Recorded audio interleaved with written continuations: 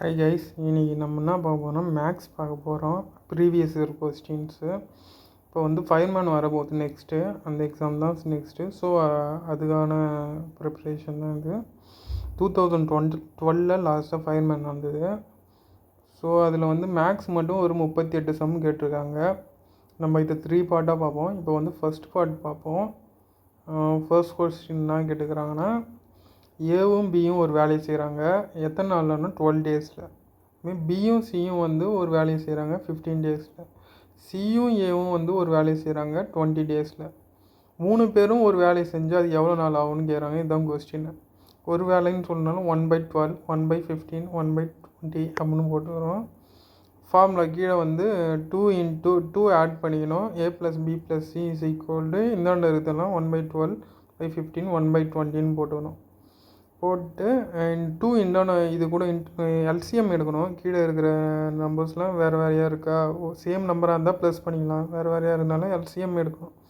தான் 16 வருது. 60 வந்து அது கூட இன்ட்டு போனால் 120. மேலே வந்து இருக்கிற நம்பர் 1 இருக்கா, அதெல்லாம் ஒன்றும் பண்ணக்கூடாது. 12 கூட எதை ஆட் இன்ட்டு பண்ணால் 60 வருமோ அதை வந்து மேலே எழுதிக்கணும். 5 + 4 + 3. 2ம் 60யும் இன்ட்டு போனால் 120ன்னு வரும். ரெண்டையும் அது மேலே இருக்குது ப்ளஸ் பண்ணால் 12ன்னு வரும். So 1/10 is the answer. அவ்வளோதான் இந்த சம்மு. அப்புறம் நெக்ஸ்ட்டு 8th சம் பார்ப்போம். இதில் வந்து என்ன கேட்டுக்கிறாங்க, 120க்கும் 140க்கும் நடுவில் இருக்கிற பகா எண்களோட எண்ணிக்கை கேட்டுக்கிறாங்க. எண்ணிக்கை வந்து நம்ம பார்க்கணும் எந்தெந்த நம்பர்லாம் பகா எண்ணாக இருக்குது அப்படின்னு. இதில் வந்து என்ன இருக்குதுன்னு பார்த்தா 127, 131, 137, 139. இதெல்லாம் வந்து எந்த டேபிள்லேயும் வராது. ஸோ எந்த எண்ணாலையும் வகுப்படாது. ஸோ அதனால் மற்ற எண்ணெலாம் வந்து வகுப்படும். ஸோ இதில் வந்து 4 நம்பர்ஸ் இருக்குது. 4 தான் இதோட ஆன்சரு. எதுன்னு பார்த்தா பகா எண் வந்து 127, 131, 137, 139. அவ்வளோதான் கைஸ். அப்புறம் வந்து நெக்ஸ்ட் சம் 4th சம் பார்ப்போம். இதில் வந்து ஏபிசின்னு கொடுத்துட்டாங்க. ஒரு ஃபார்முலா கொடுத்து அதில் வந்து அந்த ஃபார்முலாவில் அதில் அப்ளை பண்ணால் ஆன்சர் என்ன வரும்னு கேட்டுறாங்க. அவ்வளோதான். யூவை வந்து யூ ஷேப்பில் போனால் அது வந்து சேர்ப்புன்னு சொல்லுவாங்க. இப்படி தலைகீழே வந்து அது பேர் வெட்டுன்னு சொல்லுவாங்க. ஏ வந்து ஃபஸ்ட்டு வந்து நம்ம என்ன கண்டுபிடிக்கணும்னா, அந்த காலமில் இருக்குல்ல, ப்ராக்கெட்டில் இருக்கிறத ஃபஸ்ட் நம்ம கண்டுபிடிக்கணும். பி வெட்டு சி. பியும் சியும் தனியாக எழுதிக்கணும். அதில் வந்து வெட்டுனா பொதுவாக எந்த நம்பர் இருக்குதோ அதுதான் வெட்டு. ஸோ இதில் என்ன பொதுவாக இருக்குதுன்னு பார்த்தா ஏவும் ஈயும் வந்து பொதுவாக இருக்குது. ஸோ அதை மட்டும் எழுதிக்கணும். ஸோ சேர்ப்புனா எல்லாத்தையும் சேர்த்து எழுதணும். வெட்டுனா அதில் பொதுவாக இது இருக்குது, ஏவும் ஈவும் மட்டும் தான் இருக்குது. ஸோ பி வெட்டு சி வந்து முடிஞ்சிடுது. அப்புறம் வந்து அந்த ஃபார்முலா ஏ வெட்டு பி வெட்டு சி. பி வெட்டு சி வந்து நம்ம கண்டுபிடிச்சிட்டோம். ஏவோட நம்பர்னாவோ அது எழுதிக்கணும். ஏ வந்து ஏபிசிடி வெட்டு ஏஇ. இதில் வந்து என்ன பொதுவாக இருக்குதுன்னு பார்த்தா ரெண்டுத்துலேயும் பார்த்தா ஏ மட்டும் தான் பொதுவாக இருக்குது. So A is the answer. Next வந்து 13th சம்மு. x² - 2x + 7 அப்படின்னு கொடுத்துட்டு x + 4 = 0. இதில் என்ன கொடுத்துட்டாங்கன்னா, எக்ஸோ வந்து வேல்யூவை வந்து எக்ஸில் வந்து எக்ஸ் வேல்யூ கண்டுபிடிச்சி அதில் அந்த ஈக்குவேஷனில் அப்ளை பண்ணால் ஆன்சர் என்ன வருதோ அதுதான் ஆன்சர். ஸோ x + 4 வந்து x + 4 = 0 அப்படின்னு கொடுத்துட்டாங்க. அதில் வந்து நம்ம எக்ஸ் வேல்யூவை கண்டுபிடிச்ச முடியும். -41 அப்படின்னு.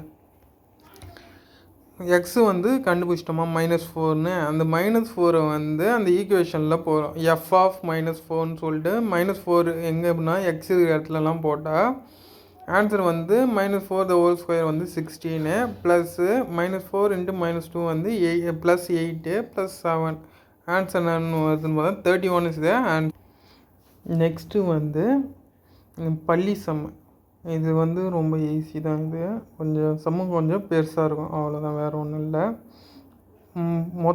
ஒரு பள்ளியில் வந்து 200 பேர் இருக்கிறாங்க மொத்தமாக. அதில் கணிதம் மட்டும் மேக்ஸ் மட்டும் 120 பேர் கற்றுக்குறாங்க. ஃபிசிக்ஸ் இயற்பியல் வந்து 90 பேர். கெமிஸ்ட்ரி வந்து ஒரு 70 பேர் கற்றுக்குறாங்க. ஓகேவா? இது வந்து தனித்தனியாக ஒரு எண்ணிக்கை. இது கணிதமும் இயற்பியலும் வந்து ஒரு 40 பேர் கற்றுக்குறாங்க. இயற்பியலும் வேதியியலும் ஒரு 30 பேர் கற்றுக்குறாங்க. வேதியியல் கணிதம் ரெண்டுத்தையும் சேர்த்து ஒரு 50 பேர் கற்றுக்குறாங்க. எந்த பாடமும் இதில் வந்து கற்றுக்காதவங்க வந்து ஒரு 20 பேர். ஓகேவா? இப்போ என்ன கேட்குறாங்கன்னா கொஸ்டினில் 3 பாடங்களையும் பயின்றவர்கள் எத்தனை பேர்னு கேட்குறாங்க. இதுதான் வந்து கொஸ்டின்.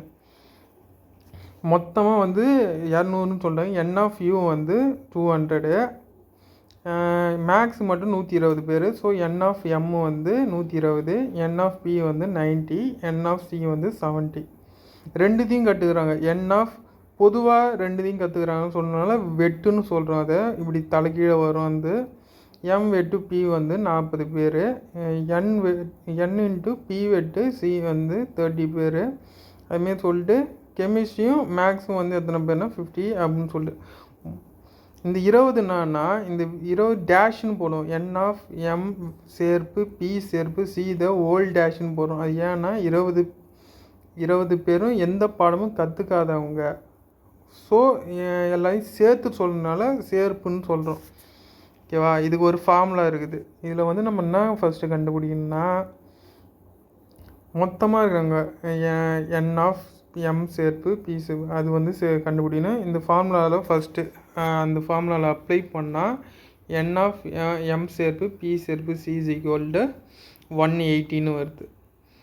இந்த 180 கண்டுபிடிச்சோன்னா மெயின் ஃபார்முலா எதுன்னு பார்த்தா இந்த என் ஆஃப் எம் பி சேர்ப்பு C is equal to n of M plus N of B plus N of C minus போடணும். ஏன்னா இந்த ரெண்டு பாடத்தையும் கண்டு வந்து மைனஸ் வரணும். ஸோ என் ஆஃப் எம் வெட்டு B minus n of B வெட்டு C minus n of C M plus N of M வெட்டு பி வெட்டு சி இது வந்து போடணும். இதில் வந்து அப்ளை பண்ணால் லாஸ்ட்டு வந்து என்ன ஆன்சர் வரும்னு பார்த்தா இந்த என் ஆஃப் எம் வெட்டு பி வெட்டு சியை மட்டும் வச்சுக்கின்னு எல்லாத்தையும் வந்து ஈக்குவேஷன் பண்ணால் லாஸ்ட்டு வந்து 20 தான் ஆன்சர் வரும். ஸோ இதுதான் ஆன்சர்.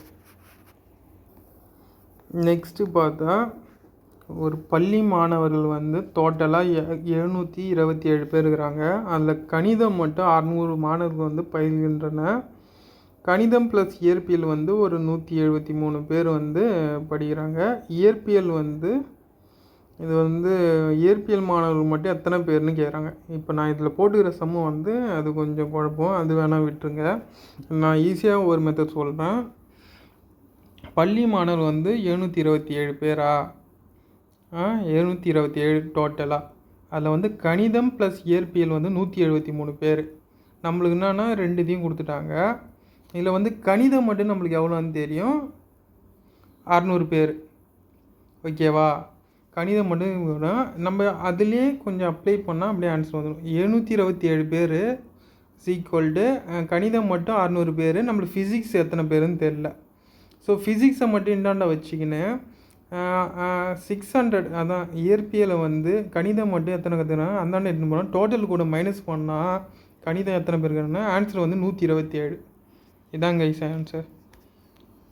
தேங்க்யூ. இந்த வீடியோ உங்களுக்கு யூஸ்ஃபுல்லாக இருந்துருன்னு நினைக்கிறேன்.